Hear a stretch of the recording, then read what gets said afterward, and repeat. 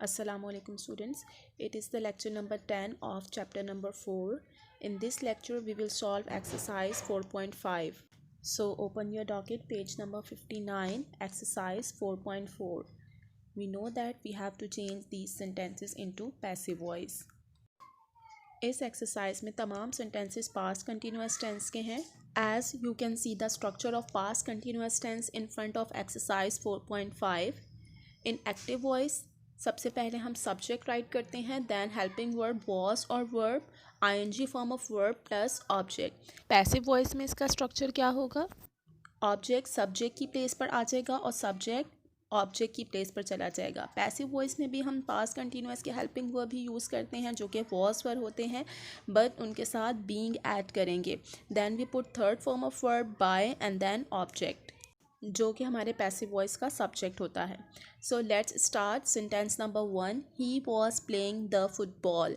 The football is the object. Starting में आ जाएगा द फुटबॉल, सिंगुलर है, इसके साथ हेल्पिंग वर्ब वॉज यूज़ करेंगे. Then we put being and third form of verb that is played by he, him में convert हो जाएगा. सो the football was being played by him. Next, the teacher was teaching us a new lesson.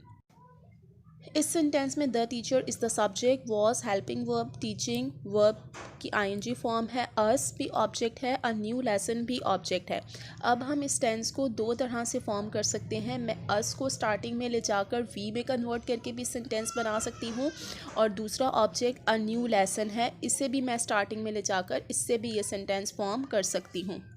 सो अगर मैं अस को starting में लेकर जाऊँ तो सब्जेक्टिव प्रोनाउन में चेंज हो जाएगा, दैट इज़ वी के साथ हेल्पिंग वर्ब वर यूज़ करेंगे, वर के बाद being, then we put third form of verb, teaching की थर्ड फॉर्म होती है टॉट, और जो सेकंड ऑब्जेक्ट है अ न्यू लेसन वो अपनी प्लेस पर ही रहेगा, मींस वर्ब के बाद आएगा a new lesson, then by, and subject जो था एक्टिव वॉइस का वो ऑब्जेक्ट की प्लेस पर आ जाएगा बाय द टीचर. और इस सेंटेंस को मैं इस तरह भी फॉर्म कर सकती हूँ कि मैं अ न्यू लेसन से सेंटेंस स्टार्ट करूँ. सो ये सेंटेंस बनेगा a new lesson was being taught to us by the teacher. There is one thing to remember. अगर हमारे पास टू ऑब्जेक्ट्स हैं, एक पर्सन और एक थिंग, तो अगर मैं थिंग वाले ऑब्जेक्ट को सब्जेक्ट की प्लेस पर लेकर आती हूँ तो जो पर्सन वाला ऑब्जेक्ट है वो अपनी प्लेस पर रहेगा, बट उससे पहले हमने प्रपोजिशन टू यूज़ करना है. सो इसलिए सेंटेंस बन जाएगा a new lesson was being taught to us by the teacher. Next है he was reading a book. A book object है, सब्जेक्ट की प्लेस पर आ जाएगा. अ बुक सिंगुलर है, इसके साथ हेल्पिंग वर्ब वॉज आएगा, वॉज के बाद बीइंग, रीडिंग की थर्ड फॉर्म रीड होगी, बाय ही, हिम में कन्वर्ट हो जाएगा. नेक्स्ट है the mason was making the wall. The wall starting में आ जाएगा, द वॉल के बाद हेल्पिंग वर्ब आएगा वॉज, देन बीइंग, मेकिंग की third form made by the mason. Next they were not boiling eggs. Eggs is the object, eggs starting में आ जाएगा, एग्स के बाद हेल्पिंग वर्ब आएगा वर, और ये सेंटेंस नेगेटिव में है, सो वर के बाद हम नॉट यूज़ करेंगे.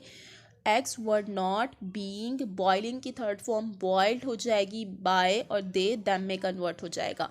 Next sentence was he driving a car. This sentence is in interrogative.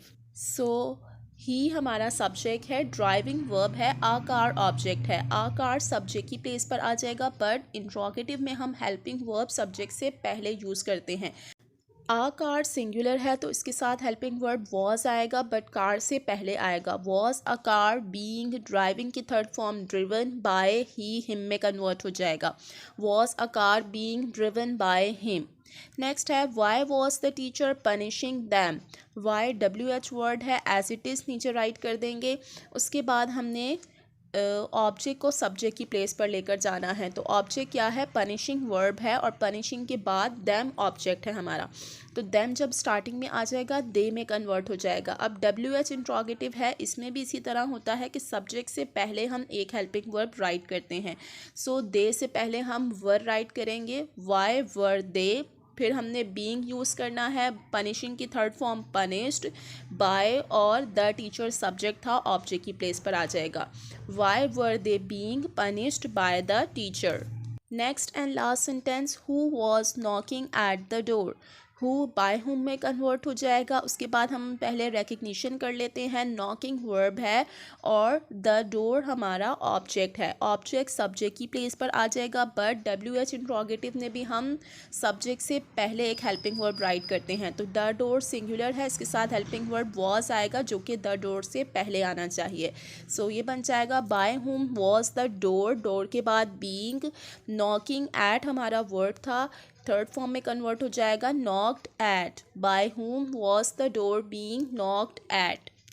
Okay students, that's all for today. Note down your home task. Do practice of exercise 4.5 in the AR chapter number 4.